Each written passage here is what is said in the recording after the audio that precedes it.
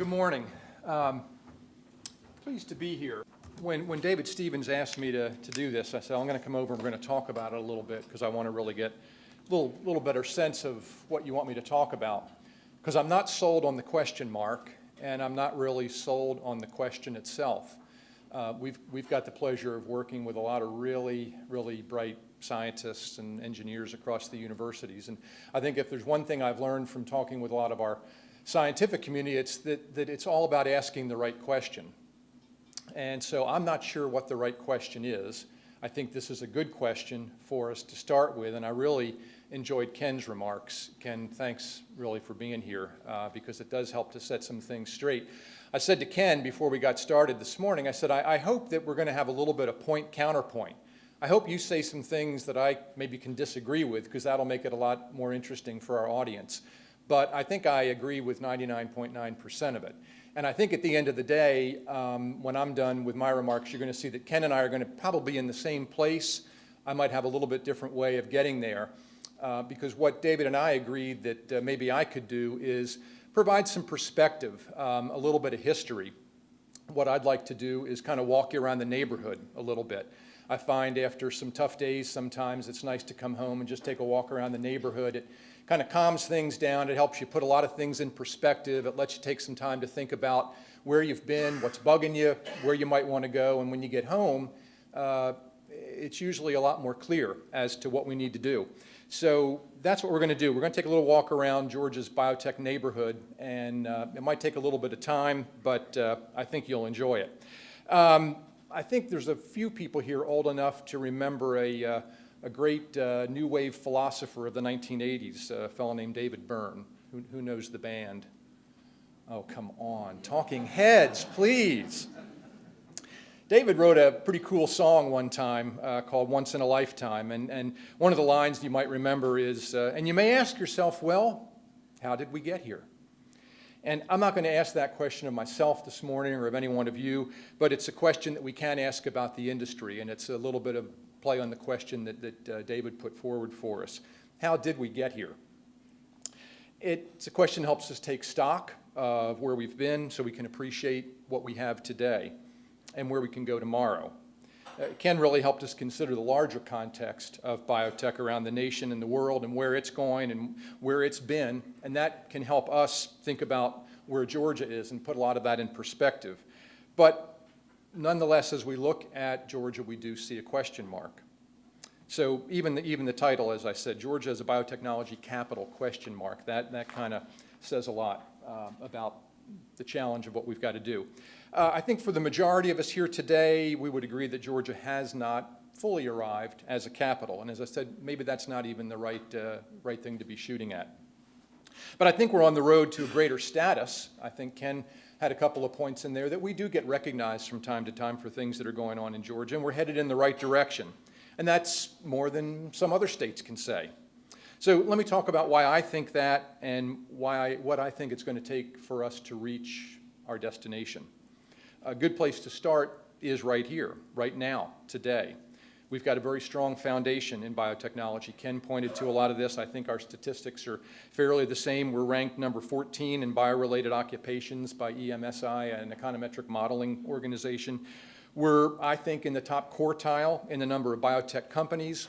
Hard to determine exactly what a biotech company is, so I'm not sure about the data point. But whatever it is, 15 years ago, there was no ranking that had Georgia anywhere on the map. So we're somewhere today, and you can argue which quartile it is. A recent report from the Biotech Industry Organization shows that Georgia's biotech industry employs over 27,000 people across more than 1,700 establishments at an average wage of $78,000. And Ken made the point. This is why this is a hot commodity for so many states. These are good jobs. These are great jobs. They're high-value jobs, and we're growing. An analysis of announcements just looking at the press in our state the last couple of years show that more than 2,400 new jobs have been created in the industry. Now, we'll talk in a little bit about Bexalta. A lot of it's attributable to that, but that's a good thing. We've got the nation's #2 degree program in biomedical engineering. Bob Neeram will tell it's #1, but it's somewhere in that #1, #2 ranking. It's a joint effort between Georgia Tech and Emory. It's really one of the things that does get a lot of international attention for Georgia. We've got the largest and the most comprehensive academic vaccine research center in the world, the Emory Vaccine Center. We have the most preeminent research enterprise in complex carbohydrate research at the University of Georgia. We have a solid critical mass of biotech and life science companies, companies with big brand names like Baxalta and Meriel, not to mention robust employment in the sciences at all of our universities. And of course, we're home to the Centers for Disease Control and Prevention, as well as the world's #1 nonprofit focused on eliminating cancer as a major health problem, the American Cancer Society. So I'll take the position for a little while that we do have what it takes to be something. We have all the pieces here that are needed for a thriving biotech presence. We have phenomenal capacity to invent and discover new therapies, new treatments, new technologies. We can evaluate and test what's been invented through companies, hospitals, and other healthcare organizations. We're able to get new companies off the ground, maybe not as much as we want, but we can get them off the ground. We can provide some capital. We can provide some expertise. We've got a capable workforce, and we do make a very strong case to attract established companies to our state and help them grow. And best of all, we have activity. I don't know if Ken and I will disagree on this. We're not North Carolina. I don't think we're static. I think we do have activity here, and it's going in the right direction. Rather than stagnating or retreating, it's growing, and that's important. So when you look at all of these pieces together, you see a strong foundation. Now the question is, and Ken had the same question, what do we do with it? How do we erase the question mark from the phrase Georgia as a biotech capital? And maybe even punctuate it with an exclamation point. To envision tomorrow, we should take a close look at how we arrived at today. The past 30 years or so have brought a series of decisions and developments that turned out to be pivotal in building our current infrastructure in biotech. And these are more than good campfire stories. They represent lessons we should pay attention to as we plan and take our next steps as a state. The first one of these actually predates all the others by a good 40 years or so, to a period just after World War II. In 1946, a public health service program called Malaria Control in War Areas changed its name and broadened its mission, and the Communicable Disease Center was born. CDC took offices on a single floor in the Volunteer Building downtown on Peachtree Street. The move to offices downtown was really significant because now we had 400 CDC employees going to work every day, not in Washington, D.C., but in Atlanta, Georgia. A year later, Robert Woodruff, then the chairman of Coca-Cola and a member of Emory's Board of Trustees, quietly encouraged Emory to donate 15 acres of land for a CDC campus. The question is, why did he make this recommendation? Some people believe the idea came from a fellow named Dr. Glenville Giddings, who at the time was the medical advisor to Coca-Cola.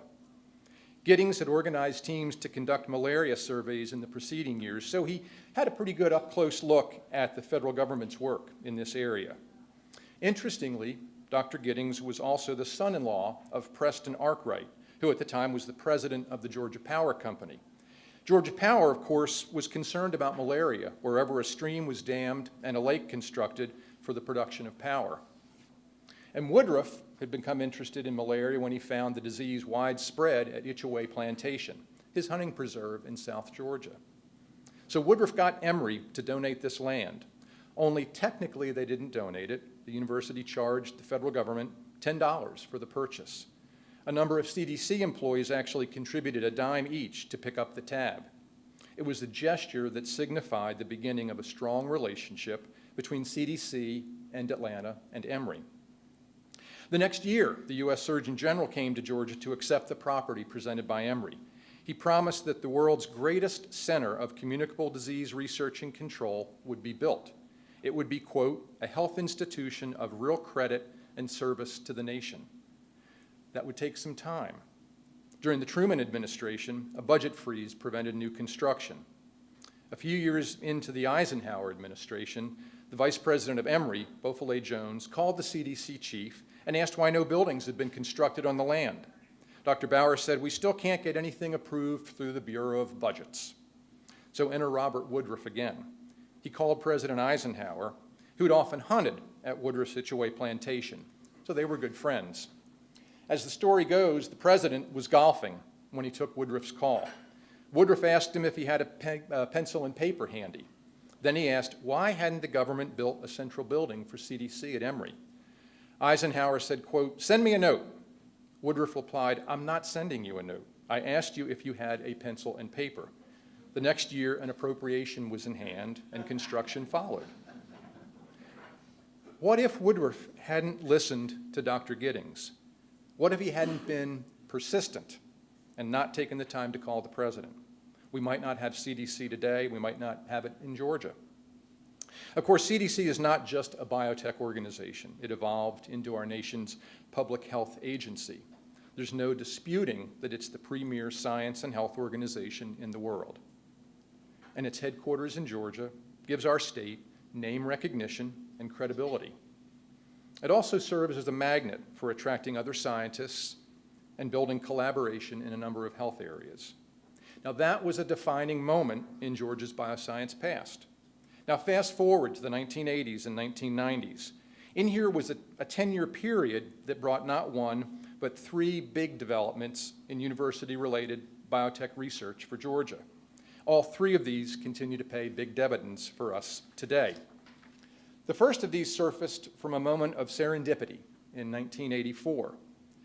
The University of Georgia's head of plant biology, a guy named Dr. Joe Key, was on sabbatical in Boulder, Colorado, working for a company called Agrogenetics.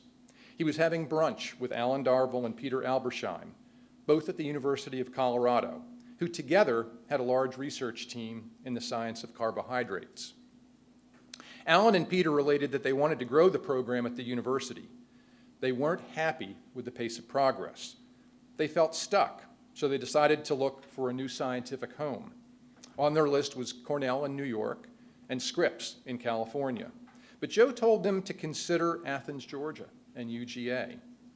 So Alan and Peter visited Georgia, where they met several people, including Tom Cousins, the real estate developer and UGA alum who was a champion for the university. Now, a side note here about Tom Cousins. Years earlier in the 70s, Tom was on the board of the Rockefeller University, where he was first introduced to the concept of federally funded research. He saw hundreds of people at the university employed because of major research grants and the potential billions of dollars that could stem from commercial application of the work. They're grants, he told someone, not loans. You get to keep what you discover. How do you lose on something like that? It's better than Santa Claus. But Cousins came to ask, why isn't more of this happening in Georgia? So when the opportunity emerged to help UGA recruit Alan Darville, Peter Albersheim, and their team, Cousins was all in. And so was President Fred Davison. They worked together to secure funding from the Georgia General Assembly. And before you knew it, the Colorado research team was moving into temporary space at UGA. The university also came up with a creative milestone for this new carbohydrate research group. When they reached certain levels in attracting research grants, the university would commit to adding more faculty to the team. So early on in the center's history, the Georgia Research Alliance also made some key investments as well, and one of those was a 900 megahertz NMR spectrometer. Back then, it was one of only a handful of machines of comparable power in the world, and today, there's probably not more than 50 of these superpowered instruments around the country. Today, it's not an exaggeration to say that UGA's Complex Carbohydrate Research Center is regarded as the leading center of its kind in the world. That's really significant because there's no other human disease that doesn't involve carbohydrates. And given that most drugs are designed to attach to proteins in the body, it's important for scientists to understand the structure of proteins and how they interact with other molecules. Today, the CCRC has nearly 300 scientists and researchers. It's attracted nearly $250 million in research grants. And scientists from around the world frequently show up at the doors on Riverbend Road in Athens to consult with the center's researchers and to use their technology. Now, all of this began in the 1980s, and it was around this time that something else happened that led to the second of 3 major developments involving our universities. It was the loss that eventually became a win. In 1983, Georgia was working hard to recruit a major company, the Microelectronics, Computer, and Technology Corporation. It wasn't to be. The company chose to move to Austin, Texas instead. A major region they cited was the strong partnership among universities in Texas and among business and academia. Now, Georgia, of course, in the process, we had talked about our inter-university cooperation. But in the words of a fellow named Jim Balloon, who headed McKinsey's office at the time during the bid to land MCC, he said, our claim was really just a quote. It was just a brochure. The truth was the presidents of Georgia Tech and the University of Georgia couldn't even be in the same room together. The university's rivalry on the football field had spread to something much bigger and much deeper. So stung by the loss of this big technology opportunity, Governor Joe Frank Harris named a group of CEOs to study how Georgia could prevent similar losses in the future. The head of the CDC at the time even joined the effort. And in 1985, the study group, called the Georgia Research Consortium Advisory Committee, recommended that the state create an organization to lead technology and economic development efforts. So now Tom Cousins comes back into the picture. Remember, this was in the mid-1980s. The Jan Kemp controversy at UGA led to the resignation of President Fred Davison. A short time later, the president of Georgia Tech, Joe Pettit, died in office. So you've got both universities searching for new leaders and a chance to build bridges rather than extend rivalries. Cousins chaired the search committee at UGA, and Larry Gellerstadt Jr. chaired the search committee at Georgia Tech. Both were also at the center of forming this Georgia Research Alliance. And you know that Cousins was a believer in the economic development potential of research, having seen what happened at Rockefeller. And in fact, Gellerstadt had already chaired the group appointed by Governor Harris. In 1987, the president of Georgia State University, Noah Langdale, announced his retirement after 30 years. So now we add a fellow named Dan Sweat, the longtime Atlanta civic leader and head of Central Atlanta Progress, into the mix. The work of these three business leaders and civic leaders, plus an in-depth study by McKinsey and Company, led to the launch of the Georgia Research Alliance in 1990. Most efforts to attract research in the country had been field of dreams. Build it and they will come. Clear some dirt, build a building, and the science and the program will follow. GRA took a very different approach. Build around talent. Just as UGA brought the Colorado carbohydrate scientists to Athens, GRA would help universities do the same. This led to the creation of our GRA Eminent Scholars Program. And I could spend the rest of the morning talking with you about all of these things. All that's important to know is the strategy worked. Today, the Research Alliance is a model that a lot of other states have rushed to copy. We have 63 eminent scholars at our state's research universities, all of whom occupy endowed chairs. We've made millions of dollars of strategic investments in technology, like the NMR spectrometer at UGA, that have helped to land billions in research grants. GRA has also helped to shape projects and seed companies launched out of the labs in our universities. And just last month, those new enterprises reached the $1 billion mark in attracting outside investment capital. Now think about it. $1 billion in venture capital generated by GRA-supported startups alone. So lots of potential, but how to get them to the next stage. So GRA, we really operate with a three-pronged strategy: attract talent, invest in technology, and seed companies. And that's all reflected in the third university development that's helped build a strong biotech foundation for Georgia. And this story also dates back to the early 1980s at the Scripps Research Institute in La Jolla, California. It was here that a scientist named Richard Compans, those of you at Emory know Richard very well, he'd worked alongside another scientist named Rafi Ahmed, and you know him today. The two didn't know each other very well. In fact, Rafi tended to start his workday late in the afternoons and go well into the night. Compans remembers being very impressed with this young immunologist from Hyderabad, India. He found Rafi Ahmed both prolific and productive. Compans left Scripps and eventually went on to chair microbiology and immunology at Emory. Ahmed left later for UCLA, but they stayed connected.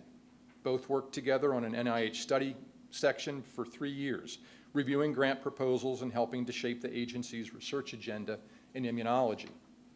For a couple of days, several times a year, their study group would meet in Bethesda, often reviewing proposals well into the night, and that suited Rafi just fine. He was a night owl. In the early 90s, shortly after he joined Emory, Compans was contacted by colleagues at Georgia State University and the University of Georgia about coming up with something big in biotech that GRA could get behind. He thought it would be a good idea for Emory to pursue a research center on vaccines. He knew vaccinology was a major research interest at NIH at the time, and looking over the horizon for the next few years, Compans saw a lot of opportunity.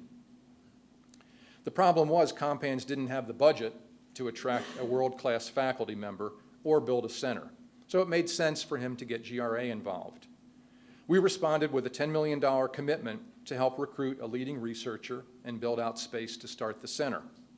And of course, Compans called Rafi Ahmed to invite him to Georgia. And at the time, Ahmed had just demonstrated that T cells were capable of remembering antigens that had been fully purged from the system of their hosts. It was a discovery that made him a superstar in immunology research. And you know the rest of the story. Ahmed came to Georgia, and the Emory Vaccine Center was built. As I mentioned a moment ago, it's the largest university-based vaccine research enterprise in the world. 280 scientists, including 5 GRA eminent scholars, and nearly $80 million a year in outside research funding. Ahmed was employee number 1. Another early recruit was Harriet Robinson, a principal scientist at the Worcester Foundation for Experimental Biology, who was becoming an expert in HIV vaccine research. Harriet needed access to non-human primates for her research, so she decided to leave Massachusetts and head to Emory University and Yerkes. The progress that Harriet and her colleagues made in the years that followed, and the promise of vaccine candidates for HIV, led to the launch of a company in 2006, GeoVax. GRA provided early-stage funding, and today the company has 4 HIV/AIDS vaccines in its pipeline, including one that is starting Phase B efficacy trials, as well as vaccine candidates for Ebola and the Zika virus. Recruiting talent, investing in technology infrastructure, seeding a promising startup. This is how GRA works. The Complex Carbohydrate Research Center, the Emory Vaccine Center, the founding of GRA itself all show how much our state's universities contribute to the foundation of biotech in Georgia today. The case can be made that university research and development has had more to do with the development of the biotech industry than any other factor here in Georgia and nationally. One reason is that starting in the 80s, a lot of biotech startup companies were born out of the labs and universities. In Georgia, these startups got our community talking about and focused on the potential of biotech. They proved that a biotech could be done here in Georgia. There was Hybridoma Sciences, a spin-out from CDC and Emory in 1981. Hybridoma was a true pioneer. It was one of the first companies to commercialize monoclonal antibodies. There was Theragenics, one of the earliest medical device companies in Georgia, launched by Georgia Tech professor John Russell. Theragenics was incubated at Georgia Tech, which some of you may recall actually had a small nuclear reactor on campus. And it was in that reactor that they were able to irradiate seeds that could be implanted to treat prostate cancer. The treatment was called Theraseed. There was CryoLife, the tissue engineering company that practically predated the term tissue engineering. CryoLife was the first to use ultra-low temperatures to preserve human heart valves that were needed in complex cardiac reconstruction surgeries. Bob McNally, now with GeoVax, co-founded CryoLife in 1984. It was one of 3 Georgia-based biotech companies he founded. When we think of those early days, we have to think of Citrix, the biopharma company. It was in the mid-1980s that Dr. Robert Hunter here at Emory and Dr. William Ragland at UGA were studying vaccine adjuvants. Hunter started the company after venture capitalist Steve Gorlin took interest in the scientist's work. Looking back, we can see just how valuable Citrix was. The research it supported at Emory led to multiple NIH grants and collaborations with CDC and with others. The thesis projects of at least 8 PhD students were derived from Citrix technologies. This kind of public-private collaboration around translational science was ahead of its time. It almost sounds like clinical translational science. There was Sealight Sciences. Milton Cormier, a biochemist at UGA, developed the basis for luminescent protein technologies that were later used in diagnostic test kits marketed by Sealight. And Lee Heron, who's now with us at GRA, was the CEO of that company in its second iteration. Sealight went on to be acquired. I was working at the ATDC at Georgia Tech in the late 80s when another one of these early companies, Biomedical Design, came along actually in 1988. It was launched by Jean-Marie and Nadia Giordot. Biomedical Design was the first to develop a way to keep calcium from building up on heart valve implants. Biomedical Design was the very first company to occupy the ATDC, and I can tell you it was a real wake-up call for us. We knew how to set up housing for software and electronics companies. When they told us they needed a fume hood, we didn't know what to do. But they stayed at it. They caused us to really rethink and re-engineer what was going to be required to physically support fledgling biotech companies. They just wouldn't take no for an answer, and that's to their great credit. These are just a few examples from that period of time, and it's worth noting that these companies all ascended rather than descended. They rose out of research, much of it in our university labs, rather than being spun off from larger ancestors. There are no big companies that created the lineage for the biotech industry in the same way that such companies did in electronics and software in Georgia. Scientific Atlanta not only brought us the TV cable box, it spawned other companies and other products in cable TV. Similarly, Hayes microcomputer products gave rise to computer modem technology and helped create a whole new industry in Atlanta. Name a technology company in Atlanta today, and you can trace their lineage. You'll see the branches that lead back to Scientific Atlanta, Hayes Microcomputer, or MSA, an Atlanta-based software giant in the 1980s and 90s. But on the biotech and bioscience side, no family tree exists. It's a Charlie Brown tree. We love it, but unlike the tech side, ours has been a very bottom-up industry. Hybridoma, Theragenics, Cryolife, Citrix, Sealight, Biomedical Design, they are pioneers of biotech in Georgia. There was very limited infrastructure here to help them launch. There was no GRA, there was no Georgia Bio, there was no Angel Network, there was no early stage funding. They forged a path for many others to follow: Atherogenics, Inhibitex, Geovax, Altea, Ciel. Today, companies like Celtaxis, Clearside Biomedical, Acuitas, Viamune, Q Oncology, and Axion Biosystems. Now, I want to mention two other developments that help give us a strong foundation for biotech here in Georgia, and both are really evolutionary in nature. They show how a good idea changed over time and eventually delivered something that we couldn't do without today. The first one traces back to a newspaper headline in 1987 when the American Cancer Society announced it would leave its Manhattan home of 75 years and move to Atlanta. ACS built its headquarters right here on Clifton Road, right next door, really. So now you have Emory University, Emory Healthcare, CDC, and the world's preeminent cancer fighting organization all aligned in a single geographic area. The economic development folks at the DeKalb Chamber of Commerce recognized that this alignment offered a competitive advantage. And they sought to leverage this advantage by developing a biotech corridor, the Clifton Corridor, that would serve as a focal point in the Atlanta region for health and life science. This effort gave rise to the Clifton Corridor Biomedical Research Council, the first organized effort in Georgia to use geography as a way of marketing around a health science concept. The Woodruff Foundation provided early funding, as did Tom Cousins Family Foundation, as did Georgia Power. It's kind of our trifecta here. While noteworthy, the value and significance of the Clifton Corridor Group would end up reaching well beyond this stretch of road in DeKalb County. That's because the council evolved into the Georgia Biomedical Partnership, which we all know today as Georgia Bio. This industry organization, of course led by Russell, serves as the voice of Georgia's bioeconomy. But its roots run all the way back to the American Cancer Society announcement of nearly 30 years ago. Now, speaking of cancer, there's another development that traces back to a very chance conversation in 1999. And this conversation gave us one of the most important legacies we have today in the life sciences, a major network of cancer clinical trials. The setting was a Christmas party where Hamilton Jordan, the former White House Chief of Staff, ran into Dr. Michael Johns at Emory's Woodruff Health Sciences Center. Jordan was a 3-time cancer survivor. He told Johns, we need to do something about cancer in Georgia. Our state is lagging in so many cancer care categories. We have no NCI-designated cancer center. Information on clinical trials is inaccessible. His list of shortcomings was long. Now, Georgia had the pieces in place: national organizations and agencies, great research universities, millions of dollars coming to us from the tobacco settlement, but the pieces weren't tied together in a unified way.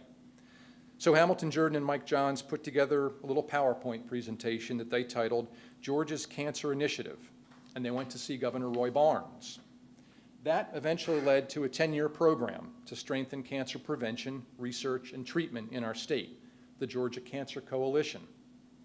At GRA, we had the honor of launching that program and later spinning it out as a freestanding organization. The program has since run its course and it's met its objectives, but the story doesn't end there. From that initiative came Georgia Core, the nonprofit founded to increase the number of cancer clinical trials in our state. 10 years ago, only 82 clinical trials were offered to Georgia patients who had the most common types of cancer. 82. And these trials were offered in just 7 locations, all of them in or near Atlanta. If you were a Georgian with cancer and wanted to enroll in a clinical trial, you pretty much had to go out of state. In fact, Jordan often told the story that 80% of cancer patients at the University of Alabama Birmingham Comprehensive Cancer Center, the closest one to Atlanta, came from area code 404. Today, that picture is very different. Georgia Core built a network of oncologists and healthcare providers to offer clinical trials within the reach of more Georgians. Right now, there are 837 actively accruing cancer clinical trials across Georgia. 64% of those trials are early phase, meaning new treatments and new discoveries are being made for Georgians. This is a remarkable expansion that's not only improved the quality of cancer care in Georgia, it's put us on the map in clinical research. Now, all of these stories help us to understand where we are today, but what do they tell us about tomorrow? What are the themes or the lessons that we can take to guide us in our next steps? When I look at the past, I see 3 overarching elements to these stories. These are qualities or characteristics that we should keep in mind as we make the next moves to propel Georgia to the status of a biotech capital. The first is imagination. If we're going to be regarded as a capital of anything, we have to think big. This is what Mr. Woodruff was doing back in the 1940s when he looked at a pine forest just up the hill from where we are today and imagined the CDC planting its roots there. He looked deep into the future at what proximity would mean to Emory University and Atlanta. Today, the world's foremost public health and epidemiology operation is right here. When we start talking about imagining the future of biotech in Georgia, we have to start with where we're the strongest and envision about how to become the best in the world. What comes to mind? Immunotherapy research, bioengineering, carbohydrate research. It's not too hard to do. We can look at the citations and we can look at our grant funding. We're so strong in each of these areas, but we have to ask ourselves what's missing? What's keeping them from reaching the next level? What results can we expect if we were to double down on one of them or all of them? The second hallmark of defining moments in our biotech past is acceptance of risk. Tom Cousins knew that increasing research capacity could do wonders for our universities, but he was no expert in carbohydrate research. Neither was Fred Davison or the others who were talking to the Colorado research team about coming to Georgia. At the time, the whole area of science was somewhat formative, but they embraced the risk. They decided to press state lawmakers to fund this new area of research. Risk has to be managed, as it was when Rafi Ahmed was recruited here. A lot of institutions were calling on Rafi at UCLA after his 1994 breakthrough research on T cells. Here's how one biographer wrote about that time. Little wonder colleagues and friends were surprised when Ahmed even accepted the invitation of Richard Compans to visit the Atlanta campus. They thought he had completely lost his mind when he announced that he was giving up the status of UCLA for a smaller, less recognized school that didn't even have a building for a vaccine center its leaders were talking about so grandly. In Emory, Rafi Ahmed saw both potential and risk, and Georgia is indeed fortunate that he was willing to make that leap. So what are the ideas or initiatives in our community right now that merit the acceptance of that kind of risk? What in our midst has great potential, even if it's not a perfect storm for success? And that brings us to what I see as the third characteristic of our biotech past that we can apply to the future, and that's commitment. This is probably the hardest to embrace. It's easy to stand on the sidelines and watch and wait for something to happen. It's another thing to accept the mantle of responsibility and make it happen. We've seen this level of commitment in Tom Cousins over the years. He's had a highly successful career in commercial real estate and development, and he could have done like so many others, simply leave the charitable giving to the back nine of his life. But throughout many of the stories I've shared today, Tom was hard at work behind the scenes. He worked to generate funding for the Complex Carbohydrate Research Center. He was instrumental in building GRA and served as its second chair. Tom's family foundation was a financial backer of the Clifton Corridor Partnership. Biotech in Georgia has had no greater friend or champion than Tom Cousins. Commitment can take other forms as well. A good example is Frank McDaniel, who chairs the Biomed Investor Network. Russell made reference to this. Most of you are no doubt aware that a lack of venture capital is one of the greatest challenges to successfully launching new biotech companies. And this is especially true in early stage capital. After the friends and family and angels have kicked in, but well before the larger VC firms take notice, we have a real gap. Early stage capital, $50,000 to $2 million. It's a real hole for us here. Frank's got a little law firm. He tells a story about one of his biotech clients trying to raise $750,000 in early stage capital. His client went to a funding source. They liked what they saw. They expressed interest. They handed Frank's client an 8-page term sheet that would have required $30,000 and a stack of documents a foot tall to fulfill. The point of Frank's story is it's not just cash that's needed. Our community needs money from sources that understand early stage biotech and life science. Frank was talking with Russell Allen at Georgia Bio about this, and they decided to do something about it. In the summer of 2014, they got to work forming the Biomed Investor Network, and GRA provided some of the startup funding for the network. It's a network in the truest sense. Right now, it's about 50 members and growing. It includes disciplined, experienced investors who have successfully exited from past startup investments and who know the world of biotech. The Biomed Investor Network's helping startups get that critical stage of investment, the kind that's needed to develop a company and build a bridge from angels to the big investors. That's more than just a nice idea. It's a necessary idea, an idea that just until someone steps up and says, I'll do it. We should ask ourselves, how can each of us step up our commitment to think beyond the work that we do in our everyday jobs and contribute to the longer-term goal of developing our industry? Imagination, acceptance of risk, commitment. We need all three of these to grow biotech in Georgia. But before wrapping up, I want to talk about three other things we need: capital, people, and place. And I think this is where Ken and I come right back together on terms of steps that we take going forward. The Biomed Investor Network's an important piece of the solution, but the larger issue of insufficient venture capital for biotech is a complex issue to address. The majority of externally funded research in Georgia's university labs is in the life sciences. About 67% of the dollars coming from the federal government to fuel research in our academic labs is in the biosciences. 2/3 of the projects that we see coming into GRA for assistance in our startup program, GRA Ventures, well over 50% of them are in the biosciences. But they're not drawing the investment that they merit. Case in point, we have a private equity fund called the GRA Venture Fund. It was started by GRA's Board of Trustees. Like the GRA, it's a public-private partnership. Its investors include several dozen high-net-worth individuals, a number of foundations, and the state of Georgia. It's now a $45 million fund. Its purpose is to help the most promising university startups attract more funding and accelerate their growth. So far, only 2 of the 10 companies funded have been in biotech. They're great companies: Celtaxis, run by Greg Duncan, and Clearside Biomedical, which has presented at this gathering in the past.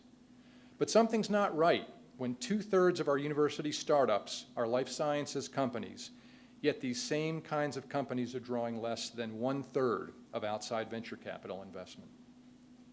We have to put our heads together to solve the VC funding bottleneck. There's no silver bullet answer. But if we work on a strategy together, I'm confident we can make some improvements.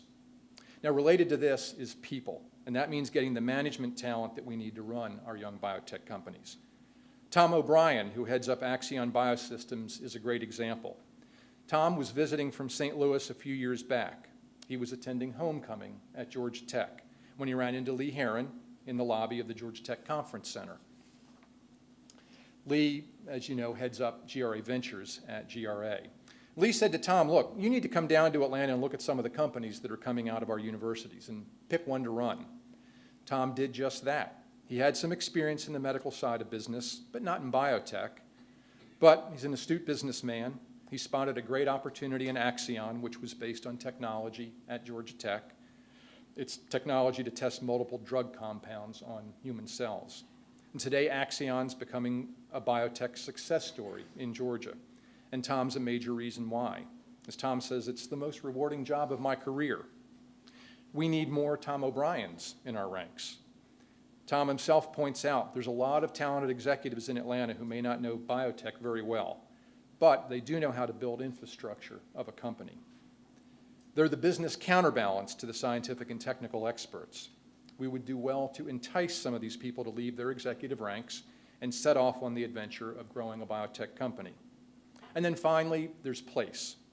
It's well known that our state doesn't have the number of wet labs, product testing facilities, and other specialized space that's essential to our industry. In pursuing this kind of space, we need to work to create a critical mass of companies and enterprises in a single location, much as they're doing at Atlanta Tech Village and Tech Square for technology companies. This critical mass, this sense of place, it's a major reason why San Francisco and Boston and San Diego can lay claim to biotech prominence. Our neighbor to the northeast is building such a place in the Wake Forest Innovation Corridor, and our neighbor to the west is having great success with the Hudson Alpha Institute for Biotechnology in Huntsville. It's time for Georgia to establish such a place. All of us should work together to make sure that this happens. So this morning, hopefully, has served as a reminder of the fact that we have a lot going for us here in Georgia, but we have the potential to do much more. So let's do this. Let's pledge to continue to work together to build our future. Let's imagine together. Let's agree to take risk together. Let's commit to set ambitious but attainable goals together around people, capital, and place. And if we can do this, we'll reach the day when there's no question that Georgia is a biotech. I'm not sure if it's capital, I'm not sure if it's hub, but it is a place in which we will all be very proud of. So with that, thank you very much for your attention, and if there's time for a question, I'll take one